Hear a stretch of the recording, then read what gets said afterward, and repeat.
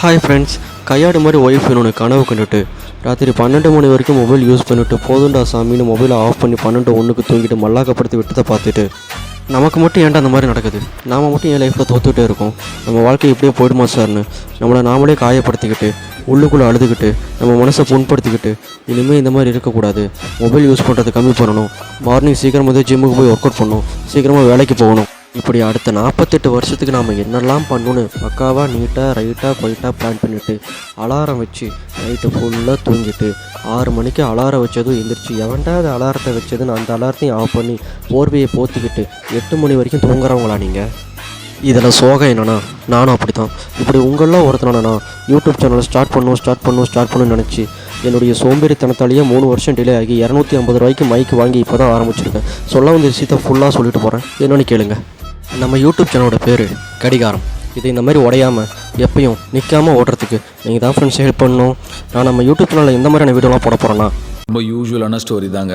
சினிமாவை பற்றின வீடியோஸ் தான் நான் இப்போதைக்கு நம்ம சேனலில் போட போகிறேன். ஸ்க்ரீனை பார்த்துட்டு அந்த மாதிரி படம் நினச்சிடாதீங்க. ஒரு டேரக்டர் ஒரு கதையை தன்னுடைய கண்ணோட்டத்தில் திரையில காட்டுறதுக்கு பேர் சினிமா. நான் அதை கொஞ்சம் மாற்றி என்னுடைய கண்ணோட்டத்தில் காட்ட போகிறேன். நம்ம ஃபர்ஸ்ட் எந்த படத்தை பற்றி பார்க்க போகிறோன்னா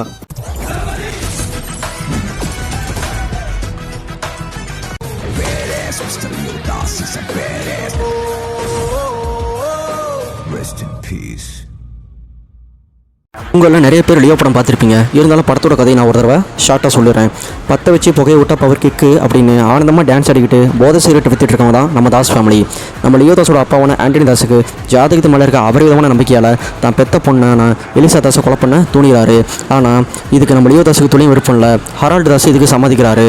நம்ம லியோ தாஸுக்கு துளியும் விருப்பம் இல்லாததால் அவரை கட்டி போட்டுடுறாங்க. அவர் கட்டை அழுத்திக்கிட்டு கட்டையாலேயே ஆண்டனி தாஸ் கால் அடிக்கிறாரு. தங்கச்சி எப்படியாச்சும் காப்பாதுன்ற ப்ராசஸில் லியோ தாஸ் இறங்குறாரு. எலிசா தாஸும் லியோ தாஸும் சேர்ந்து ஃபேக்ட்ரியை கொளுத்த முடிவு பண்ணுறாங்க. ஃபேக்ட்ரி கொளுத்துற ப்ராசஸில் ஹரால்டு தாஸ் கத்தி எடுத்து எலிசா கழுத்துலேயே அழுத்தினதால் எலிசா அங்கேயே இறந்துடுறாங்க. தான் தங்கச்சியை கொண்ட ஹரால்டு தாஸை லியோ பழிவாங்க துடிக்கிறப்ப ஆண்டனி தாஸ் லியோ தாஸை ஷூட் பண்ணிடுறாரு. லியோ மயங்கி விழுந்துடுறாரு. இதை பார்த்து லியோவோட ஃப்ரெண்ட்ஸ் லியோவை எப்படியாச்சும் காப்பாற்றணும்னு ட்ரை பண்ணுறாங்க. ஆனால் அதுக்குள்ளேயே ஃபேக்ட்ரி வெடிச்சிடுது. அதை அப்படியே கட் பண்ணால் வெளியூரில், அதாவது ஹிமாச்சல் பிரதேசத்தில் பார்த்திபன் ஒருத்தர் தன்னுடைய ஃபேமிலியோட ஆனந்தமாக வாழ்ந்துட்டுருக்காரு. பெரிய லெவலில் சம்பவமான மிஸ்கின் கேங் ஊராக போவோமா ஊரை சுற்றி பார்ப்போமான்னு தான் சொந்த ஊரை கூட போக வழி இல்லாமல் கடைசியில் பார்த்திபன் இருக்கிற ஊருக்கு வந்து சேர்றாங்க. வந்த இடத்துல சாண்டி மாஸ்டர் சாக்லேட் காஃபி தான் வேணும்னு அடம் பிடிச்சதாலேயே பார்த்திபன் டிஷ்யூ பேப்பர் ஸ்டாண்ட் எடுத்து வாயில் வச்சு வைரன் வாஸ்டர் தான் மிச்சம். அங்கே நடக்கிற பிரச்சனை பெருசாக வரதுனால வேறு வழி இல்லாமல் பார்த்திபன் கற்காப்புக்காக கன்று எடுத்து அங்கே இருக்கிறவங்க ஒவ்வொருத்தர் நெட்டிலையும் டப்பு டப்பு டப்பு டப்புன்னு சுட்டு கொள்கிறாரு. இந்த விஷயம் பெருசாகுது. அவர் ஃபேமஸ் ஆகிறாரு. வெளியூர்லேயும் அவரை பற்றி தெரியுது. அந்த விஷயம் ஹரால்டு தாஸ் காதுக்கு போகுது. அவர் தான் அண்ணனான ஆண்டனி தாஸுக்கும் அது போக அவங்களுடைய ஆளுங்களுக்கும் சொல்லி உசுப்பேற்றுறாரு. ஆண்டனி தாஸ் தன்னுடைய 50 கருப்பு காருக்கும் பெட்ரோல் போட்டு அணிவகுத்து பார்த்திபனை பார்க்க போகிறாரு. போன இடத்துல பார்த்திபனோட பையனை வேற கடத்தி வச்சு பிளாக்மெயில் பண்ண ஆரம்பிச்சிட்டாங்க. என் பையனை ஏன்டா கடத்தணும் பார்த்திபன் கேட்க, நீ என் பையனை ஒத்துக்க, நான் உன் பையனை விட்டுறேன்னு ஆண்டனி சொல்ல, நான் லியோ இல்லைன்னு விளையாடும்ப ஒரே ஒரு குத்து, அதோட ஆண்டனி எடுத்து அண்ணனை கொன்ன விஷயம் ஹரால்டு தாஸுக்கு தெரிய வர அவர் பார்த்திபனை கூப்பிட்டு வச்சு நீ தான் லியோன்னு ஒத்துக்க, நான் உன் பையனை விட்டுறேன்னு சொல்கிறாரு. ஆனால் நான் பார்த்திபன் தான் லியோ இல்லைன்னு பார்த்திபன் எவ்வளோ கெஞ்சுறாரு, கதறாரு. இதெல்லாம் காதலை வாங்காத ஹரால்டு தாஸ் ஆளுங்களை வச்சு அடிக்கிறாரு. சும்மா இருந்த சிங்கத்தை சுரிஞ்சு விட்ட கணக்கா நம்ம பார்த்திபன் ஹரால்டு தாஸ் ஆளுங்களை போட்டு பழகிறாரு. சண்டை ரொம்ப முத்தி போகுது. கடைசியில் ஃபைட்டு நம்ம ஹரால்டு தாஸுக்கும் பார்த்திபனுக்கும் நடுவில் நடக்குது. ஸோ கிளைமேக்ஸில் நம்ம பார்த்திபன் லியோவும் மாதிரி நான் தான் லியோன்னு ஒத்துக்கிட்டு நம்ம ஹரால்டு தாஸை நெத்தியில் சுட்டு கொண்டுறாரு. ஆஃப்டர் த கிளைமேக்ஸ் நம்ம விக்ரம் சார்கிட்டேருந்து பார்த்திபனுக்கு ஃபோன் வருது. நீயும் நானும் ஒன்று, நீ என் கூட வந்து நின்று ட்ரக் சொசைட்டி காலி பண்ணு அப்படின்னு சொல்கிறாரு. ஸோ இதோட கதை முடியுது. That's it. ஓகே ஃப்ரெண்ட்ஸ், இப்போ நான் ஃப்ளாஷ்பேக் அப்புறம் கிளைமேக்ஸில் ஒரு சின்ன சேஞ்சஸ் பண்ண போகிறேன். என்னன்றதை நீங்களே பாருங்கள்.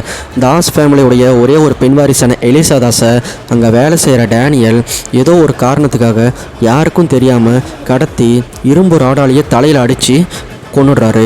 இந்த விஷயம் நம்ம லியோவுக்கு தெரிய வர அவரை டேனியலை அடிக்கிறாரு, துன்புறுத்துறாரு. அது போக இது யார் செய்ய சொன்னதுன்னு கேட்குறாரு. அதுக்கு டேனியல் சொன்னது, நீ அடிக்க வேண்டியது என்ன இல்லை உன் அப்பனை, நீ இதை கேட்க வேண்டியது என்கிட்ட இல்லை உன் அப்பா ஆண்டனி தாஸ் கிட்ட போய் கேளுன்றாரு. டேனியல் சொன்ன மாதிரி எலிசாவை ஆண்டனி தாஸ் தான் கொல்ல சொன்னார்னா அவர் ஏன் அந்த மாதிரி சொல்லணுன்ற பதட்டத்தோட ஆண்டனி தாஸை பார்க்க லியோ போகும்போது திடீர்னு டேனியல் லியோவை பின்னாடி இருந்து எய்ம் பண்ணுறாரு. இதை முன்னாடி இருந்து பார்த்த ஆண்டனி தாஸ் லியோவை காப்பாற்ற டேனியலை பார்த்து எய்ம் பண்ணுறாரு. ஆனால் 2 பேருக்கு நடுவில் இருந்த லியோ எலிசாவை கொண்ட மாதிரி நம்மளையும் கொல்ல போகிறான்னு நினச்சிக்கிட்டு ஆண்டனி தாஸை எய்ம் பண்ணி லியோ ஷூட் பண்ணி கொண்டுடுறாரு. இந்த டைமில் லியோதாஸை பின்னாடி இருந்து எய்ம் பண்ண டேனியல் ஷூட் பண்ணுறாரு. இதுக்கு நடுவில் வர ஹரால்டு தாஸ் லியோ பார்த்து சிரிச்சுக்கிட்டு, உன் தங்கச்சியை கொல்ல சொன்னதும் நான் தான், உன் அப்பனை உன் கையால் கொல்ல வச்சது நான் தான், இப்போ ஒன்றும் கொல்ல போகிறது நான் தானே லியோவை முன்னாடி இருந்து ஷூட் பண்ணுறாரு. லியோ அந்த இடத்துலேயே மயங்கி விளையாடுறாரு. இதை பார்த்த லியோவோட ஃப்ரெண்ட்ஸ் லியோவை காப்பாற்ற நினைக்கிறாங்க. ஸோ ஃபேக்ட்ரியை கொளுத்த பார்க்குறாங்க.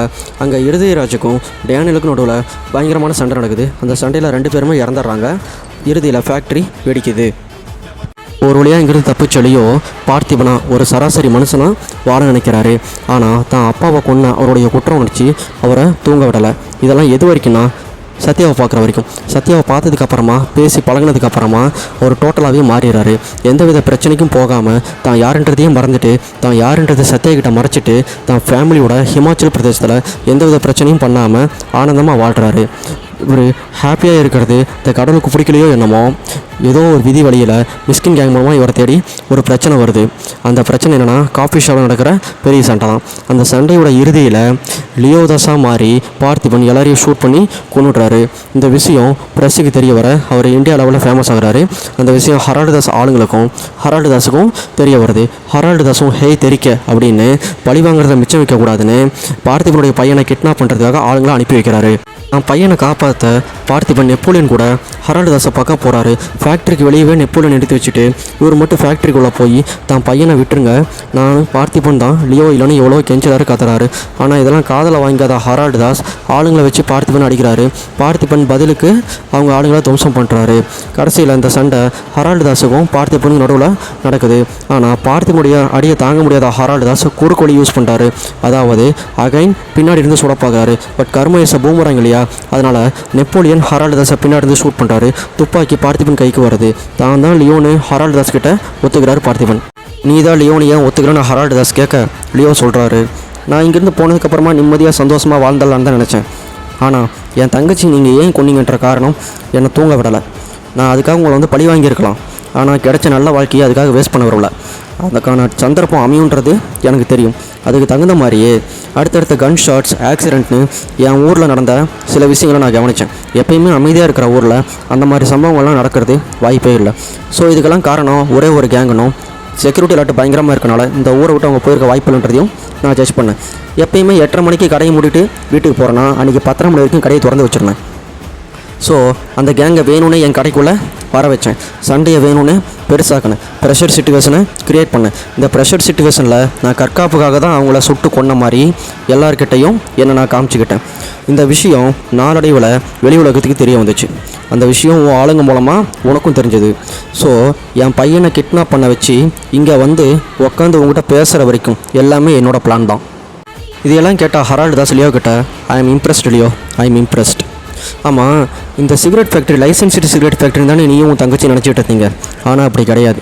உன் தங்கச்சி ஒரு டாக்டர்ன்றது உனக்கும் தெரியும், எனக்கும் தெரியும். அவள் டாக்டர் வேலையை மட்டும் பார்த்துருந்தா பிரச்சனையே கிடையாது. ஒரு நாள் அவகிட்ட ஒரு பேஷண்ட் அட்மிட் ஆக வந்திருக்கான். அது அவருடைய ஃப்ரெண்டு தான். அவள் ஒரு மீடியா கை. அவகிட்ட 4 பசங்க தப்பாக நடந்துக்கிட்டதுனால அவள் ட்ரீட்மெண்ட்டுக்காக வந்திருந்தா. அந்த பிரச்சனைக்கான காரணம் அந்த 4 பசங்களும் போதை சிகரெட் பிடிச்சது தான். அந்த சிகரெட் வேறு எங்கேயும் இல்லை, நம்மளுடைய ஃபேக்ட்ரியில் தயாரிக்கப்படுதுன்றதை அவள் சர்ச் பண்ணி கண்டுபிடிக்கிறான். அந்த மொத்த டீட்டெயில்ஸுமே அவள் கலெக்ட் பண்ணி போலீஸ்கிட்டையும் மீடியாக்கிட்டையும் கொடுக்கணும்னு முடிவு பண்ணோம். இதை நான் டேனியல் மூலமாக கண்டுபிடிச்சேன். ஸோ யாருக்கும் தெரியாமல் டேனியலை வச்சு உன் தங்கச்சி எலிசாவை இரும்பு ராடால் அடித்து கொலை பண்ணேன். இதையெல்லாம் கேட்ட லியோ மறுவார்த்தை பேசாமல் நைஸாக ஒரு புல்லட்டை ஹரால்டு தாஸ் நெத்தியில் இறக்குறாரு. தான் தங்கச்சி அநியாயமாக கொண்ட கோபத்தில் இருந்த லியோ தன் பழிவாங்குதலை நிறைவேற்றுறாரு. பையனை காப்பாற்றின லியோ இனிமேல் இந்த ஃபேக்ட்ரியில் எந்த ஒரு குடும்பமும் பாதிக்கப்படக்கூடாது, இந்த ஃபேக்ட்ரி இருக்கக்கூடாதுன்னு தன்னுடைய தங்கச்சியுடைய ஆசை நிறைவேற்றுறதுக்காக கன் பவுடர் எடுத்து ஃபேக்ட்ரி ஃபுல்லாக தூவி விடுறாரு. தான் வாயில் வச்சிருந்த சிகரெட்டை எடுத்து அந்த கன் பவுடர் மேலே போகிறாரு. நெருப்பு ஃபேக்ட்ரி முழுக்க பரவுது. ஃபேக்ட்ரி வெடிக்குது. இந்த சம்பவம் முடிஞ்சதுக்கப்புறம் அவருக்கு ஒரு கால் வருது. ஹலோ, ஒரே ஒரு தத்துவ ஃபேக்டரி அழிச்சதால மட்டும் எல்லா பிரச்சனையும் சால்வ் ஆயிடும் நினைக்கிறியா Parthiban? Sorry Leo.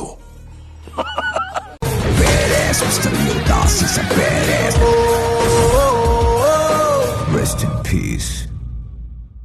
Okay friends, இதோட நம்ம ஃபஸ்ட் வீடியோ கம்ப்ளீட் ஆகுது. இந்த வீடியோ பிடிச்சிருந்தா லைக் பண்ணுங்கள், ஷேர் பண்ணுங்கள், கமெண்ட் பண்ணுங்கள். அதெல்லாம் பண்ண முடியாது மட்டும் இந்த விஷயம் சொல்லாதீங்க. உங்களுக்கு பிடிச்சிருந்தா லைக் பண்ணுங்கள், பிடிக்கலனா ஏன் பிடிக்கல, என்ன விதமான குறை நேர்கள் இருக்குன்னு கமெண்ட்டில் சொல்லுங்கள், நான் திருத்திக்கிறேன். நம்ம நெக்ஸ்ட் எந்த படத்தை பற்றி பார்க்க போகிறோன்னா